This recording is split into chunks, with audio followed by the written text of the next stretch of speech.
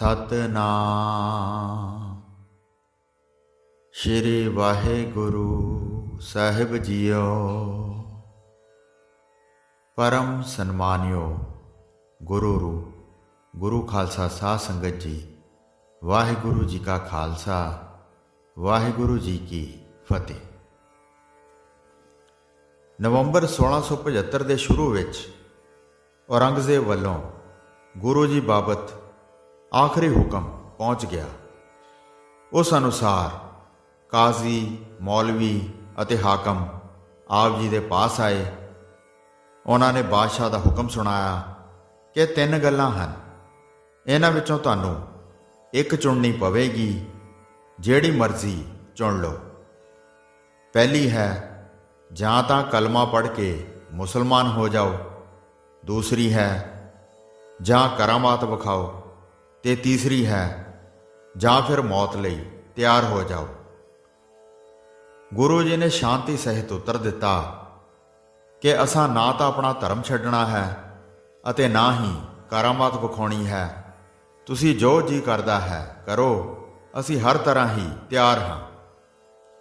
ਗੁਰੂ ਜੀ ਦੇ ਨਿਰਭੈ ਤੇ ਦ੍ਰਿੜਤਾ ਭਰੇ ਬਚਨ ਸੁਣ ਕੇ ਗੁਰੂ ਜੀ ਨੂੰ ਕਤਲ ਕਰਨ ਦੀ ਤਿਆਰੀ ਕੀਤੀ ਗਈ।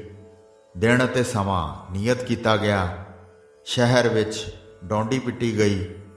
ਮਿੱਥੇ ਸਮੇਂ 'ਤੇ ਗੁਰੂ ਜੀ ਨੂੰ ਪਿੰਜਰੇ ਵਿੱਚੋਂ ਕੱਢ ਕੇ ਚਾਂਦਨੀ ਚੌਂਕ ਵਿੱਚ ਲਿਆਂਦਾ ਗਿਆ।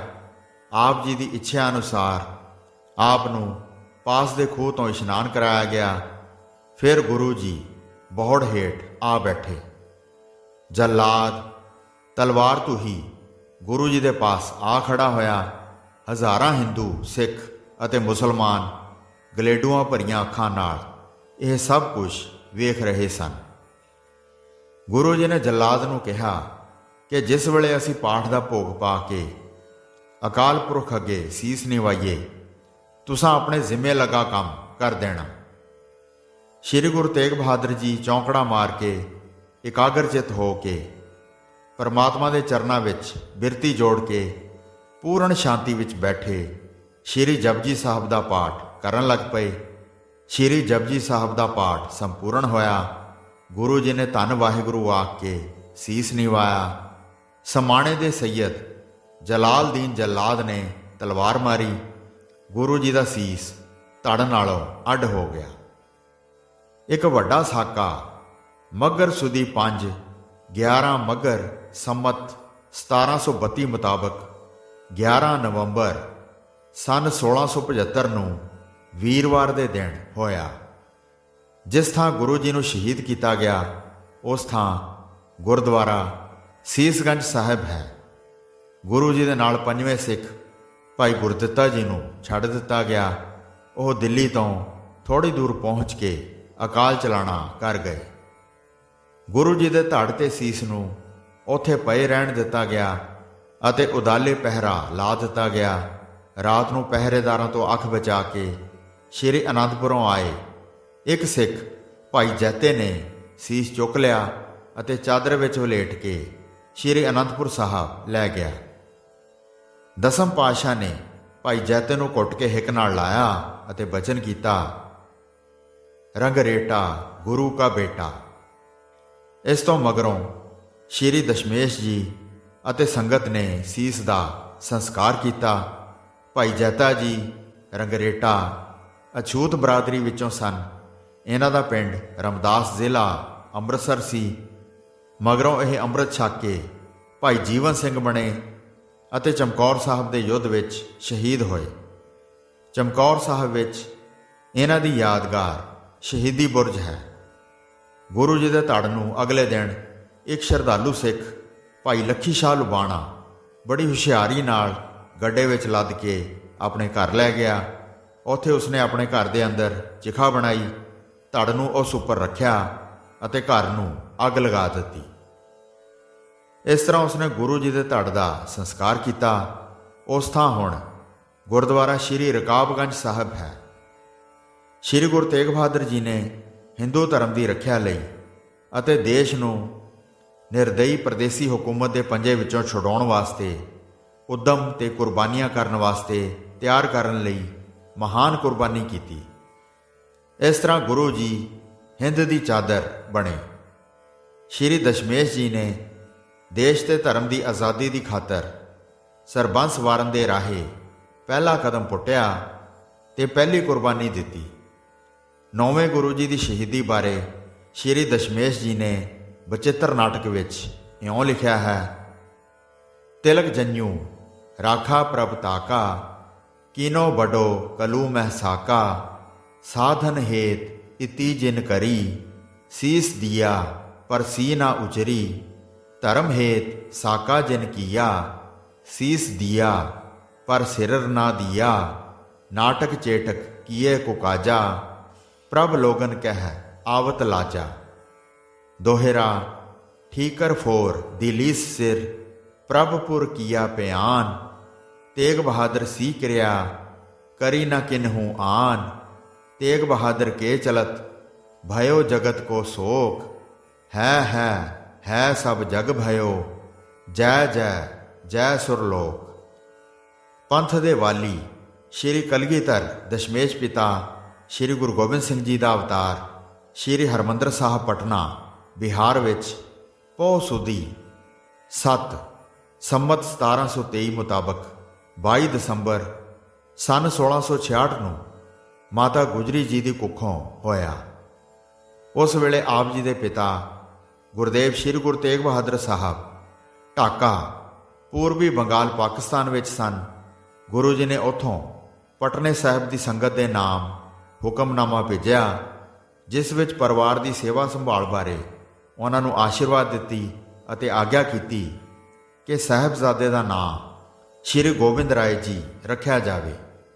मगरों संमत 1756 की विसाखी वाले दिन जद आपने 50 प्यारिਆਂ पासों ਅੰਮ੍ਰਿਤ ਛਕਿਆ ਤਾਂ ਆਪ ਦਾ ਨਾਮ ਸ਼੍ਰੀ ਗੁਰੂ ਗੋਬਿੰਦ ਸਿੰਘ ਜੀ ਹੋ ਗਿਆ। ਇਸ ਕਰਕੇ ਜਿੱਥੇ ਵੀ ਆਪ ਜੀ ਦਾ ਨਾਮ ਲੈਣ ਦੀ ਲੋੜ ਹੋਵੇਗੀ ਸ਼੍ਰੀ ਗੁਰੂ ਗੋਬਿੰਦ ਸਿੰਘ ਹੀ ਵਰਤਿਆ ਜਾਵੇਗਾ। ਸ਼੍ਰੀ ਗੁਰੂ ਤੇਗ ਬਹਾਦਰ ਸਾਹਿਬ ਦੇ ਅਸਾਮ ਤੋਂ ਪੰਜਾਬ ਵਿੱਚ ਵਾਪਸ ਆ ਜਾਣ ਮਗਰੋਂ ਵੀ ਆਪ ਦਾ ਪਰਿਵਾਰ ਕੁਝ ਚਿਰ ਪਟਨਾ ਸਾਹਿਬ ਹੀ ਰਿਹਾ। ਸ਼੍ਰੀ ਦਸ਼ਮੇਸ਼ ਜੀ ਦੇ ਬਾਲਪਨ ਦੇ ਪਹਿਲੇ 5 ਸਾਲ ਪਟਨੇ ਸਾਹਿਬ ਵਿੱਚ ਹੀ ਗੁਜ਼ਰੇ। ਸੰਸਾਰਕ ਵਿਧੀ ਅਨੁਸਾਰ ਆਪ ਦੀ ਸਿਖਲਾਈ ਪੜ੍ਹਾਈ ਦਾ ਕੰਮ ਉੱਥੇ ਹੀ ਸ਼ੁਰੂ ਕੀਤਾ ਗਿਆ। ਗੁਰਮੁਖੀ ਤੇ ਗੁਰਬਾਣੀ ਦੀ ਪੜ੍ਹਾਈ ਦੇ ਨਾਲ-ਨਾਲ ਆਪ ਨੂੰ ਸ਼ਸਤਰਾਂ ਦੀ ਵਰਤੋਂ, ਘੋੜ ਸਵਾਰੀ, ਤਾਰੀ ਆਦਿ ਦੀ ਸਿਖਲਾਈ ਵੀ ਕਰਾਈ ਗਈ। ਛੋਟੀ ਉਮਰ ਤੋਂ ਹੀ ਗੁਰੂ ਜੀ ਯੋਧਿਆਂ, ਜਰਨੈਲਾਂ ਵਾਲੀਆਂ ਰੁਚੀਆਂ ਪ੍ਰਗਟ ਕਰਨ ਲੱਗ ਪਏ। ਆਪਣੇ ਹਾਣੀਆਂ ਨੂੰ ਉਹ ਫੌਜੀ ਚਾਲਾਂ ਤੇ ਢੰਗਾਂ ਦੀ ਜਾਂਚ ਦੱਸਦੇ, ਉਹਨਾਂ ਨੂੰ 2 ਟੋਲਿਆਂ ਵਿੱਚ ਵੰਡ ਕੇ ਆਪੋ ਵਿੱਚ ਉਹਨਾਂ ਦਾ ਯੁੱਧ ਕਰਾਉਂਦੇ। ਅਜਿਹੇ ਟਾਕਰੇ ਦੇ ਦਾਵਾਂ ਦਾ ਅਭਿਆਸ ਕਰਾਉਂਦੇ ਅਤੇ ਸਭ ਨੂੰ ਹੁਕਮ ਹੇਠ ਰੱਖ ਕੇ ਆਪਣੀ ਜਰਨੈਲੀ ਯੋਗਤਾ ਦੀ ਨਿਸ਼ਾਨੀ ਪ੍ਰਗਟ ਕਰਦੇ। ਤੀਰ ਕਮਾਨ ਅਤੇ ਗੁਲੇਲ ਨਾਲ ਗੁਰੂ ਜੀ ਨਿਸ਼ਾਨੇ ਚੰਗੇ ਫੁੰਡਦੇ ਸਨ। ਇੱਕ ਵਪਾਰੀ ਸ਼ਰਧਾਲੂ ਨੇ ਆਪ ਜੀ ਨੂੰ ਇੱਕ ਛੋਟੀ ਜਿਹੀ ਬੇੜੀ ਦਿੱਤੀ। ਗੁਰੂ ਜੀ ਇਸ ਨੂੰ ਗੰਗਾ ਵਿੱਚ ਠੇਲ ਕੇ ਚੱਪੂਆਂ ਨਾਲ ਬੜੀ ਹੁਸ਼ਿਆਰੀ ਨਾਲ ਚਲਾਉਂਦੇ ਅਤੇ ਬੜੇ ਖੁਸ਼ ਹੁੰਦੇ। ਪਟਨੇ ਵਿੱਚ ਸਿੱਖਾਂ ਤੋਂ ਛੁੱਟ ਬਹੁਤ ਸਾਰੇ ਹਿੰਦੂ ਤੇ ਮੁਸਲਮਾਨ ਸ਼੍ਰੀ ਗੁਰੂ ਤੇਗ ਬਹਾਦਰ ਸਾਹਿਬ ਜੀ ਦੇ ਸ਼ਰਧਾਲੂ ਸਨ। ਇਸ ਕਰਕੇ ਉਹ ਸਾਰੇ ਸ਼੍ਰੀ ਦਸ਼ਮੇਸ਼ ਜੀ ਦਾ ਬੜਾ ਹੀ ਆਦਰ ਸਤਿਕਾਰ ਕਰਦੇ ਸਨ। ਪਰ ਬਾਲ ਗੋਬਿੰਦ ਰਾਏ ਜੀ ਦੇ ਨਿੱਜੀ ਗੁਣ ਵੀ ਹਰੇਕ ਨੂੰ ਮੋਹਿਤ ਕਰ ਲੈਂਦੇ ਸਨ। ਸੂਝਵਾਨ ਧਰਮੀ ਬੰਦਿਆਂ ਨੂੰ ਤਾਂ ਬਾਲ ਗੋਬਿੰਦ ਰਾਏ ਜੀ ਇਸ ਛੋਟੀ ਉਮਰ ਵਿੱਚ ਹੀ ਰੱਬ ਦਾ ਰੂਪ ਤੇ ਰੱਬੀ ਨੂਰ ਨਾਲ ਭਰਪੂਰ ਦਿਸਦੇ ਸਨ। ਪਟਨੇ ਦਾ ਸ਼ਿਵਦੱਤ ਪੰਡਤ ਆਪ ਜੀ ਨੂੰ ਸ਼੍ਰੀ ਕ੍ਰਿਸ਼ਨ ਜੀ ਦਾ ਰੂਪ ਜਾਣ ਕੇ ਸਤਿਕਾਰਦਾ ਤੇ ਪਿਆਰਦਾ ਸੀ। ਜਦ ਉਹ ਗੰਗਾ ਵਿੱਚੋਂ ਇਸ਼ਨਾਨ ਕਰਕੇ ਕੰਢੇ ਦੇ ਪਾਸ ਸਮਾਧੀ ਲਾ ਕੇ ਬੈਠਦਾ ਸੀ ਤਾਂ ਦਸ਼ਮੇਸ਼ ਜੀ ਕਈ ਵਾਰੀ ਮਲਕੜੇ ਜਿਹੇ ਜਾ ਕੇ ਉਸ ਦੇ ਕੰਨਾਂ ਵਿੱਚ ਪੰਡਤ ਜੀ ਝਾਤ ਕਹਿ ਕੇ ਉਸ ਦੀ ਸਮਾਧੀ ਖੋਲ੍ਹ ਦਿੰਦੇ। ਉਹ ਗੁੱਸੇ ਹੋਣ ਦੇ ਥਾਂ ਪ੍ਰਸੰਨ ਹੁੰਦਾ ਤੇ ਆਪ ਜੀ ਨੂੰ ਨਮਸਕਾਰ ਕਰਕੇ ਨਿਹਾਲ ਹੁੰਦਾ। ਆਸ-ਪਾਸ ਦੇ ਕਈ ਮੁਸਲਮਾਨ ਵੀ ਬਾਲ ਗੋਬਿੰਦ ਰਾਏ ਜੀ ਦੇ ਸ਼ਰਧਾਲੂ ਬਣ ਗਏ ਸਨ। ਨਵਾਬ ਰਹੀਮ ਬਖਸ਼ ਅਤੇ ਨਵਾਬ ਕਰੀਮ ਬਖਸ਼ ਸ਼੍ਰੀ ਗੁਰੂ ਤੇਗ ਬਹਾਦਰ ਸਾਹਿਬ ਜੀ ਦੇ ਪੂਰਨ ਪ੍ਰੇਮੀ ਸ਼ਰਧਾਵਾਨ ਸਨ। ਉਹ ਦੋਵੇਂ ਹੀ 10ਵੇਂ ਪਾਤਸ਼ਾਹ ਦਾ ਦਰਸ਼ਨ ਕਰਨ ਸਾਰ ਹੀ ਮੋਹਿਤ ਹੋ ਗਏ। ਉਹਨਾਂ ਨੇ ਇੱਕ ਪਿੰਡ ਅਤੇ 2 ਬਾਗ ਗੁਰੂ ਜੀ ਦੇ ਭੇਟਾ ਕੀਤੇ।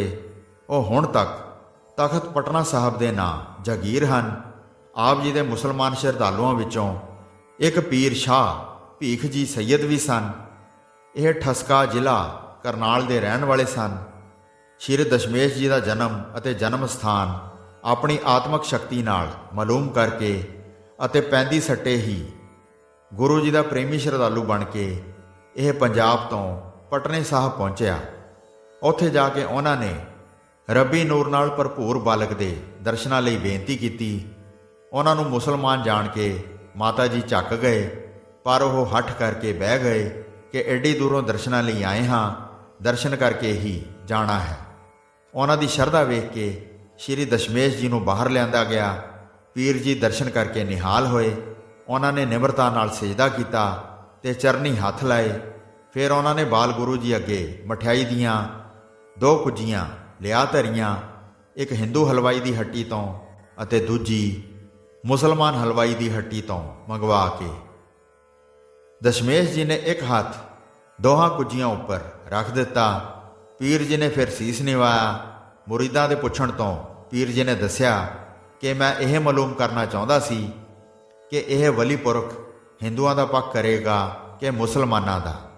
ਇਹਨਾਂ ਨੇ ਮੇਰੇ ਦਿਲ ਦੀ ਜਾਣ ਕੇ ਦੋਹਾਂ ਕੁੱਜੀਆਂ ਉੱਪਰ ਹੱਥ ਰੱਖੇ ਹਨ ਅਤੇ ਮੈਨੂੰ ਨਿਸ਼ਚਾ ਦਿਵਾਇਆ ਹੈ ਕਿ ਆਪ ਦੋਹਾਂ ਦੀ ਹੀ ਰੱਖਿਆ ਸੰਭਾਲ ਕਰਨਗੇ ਅਤੇ ਦੋਵੇਂ ਹੀ ਆਪ ਨੂੰ ਇੱਕ ਜੈਸੇ ਪਿਆਰੇ ਹੋਣਗੇ।